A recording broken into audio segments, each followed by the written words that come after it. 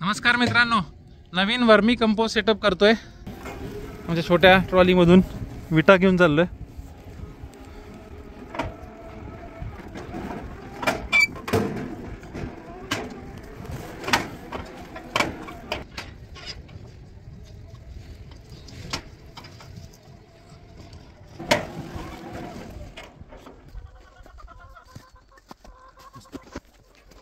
आमच्याकडे बांधकामाच्या काही विटा उरल्या होत्या आणि आम्ही जे मुरघास करतो त्याच्या आतमधल्या इनर्स आम्ही एकदा वापरला की परत वापरत नाही।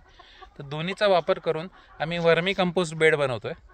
मुरघासाची इनर आहे ती आणि 3 विटांचे थर लावून त्याच्यानंतर ते इनर आत टाकली आणि त्याच्यावरती कंप्लीट 1 विटांचा थर लावलेला आहे। असं करून हा एक कप्पा असे टोटल 4 कप्पे आम्ही इथे बनवणार आहे। बघा, या प्रकारे आमच्याकडे इथे 4 मोठे वर्मी कंपोस्ट बेड तयार झालेत।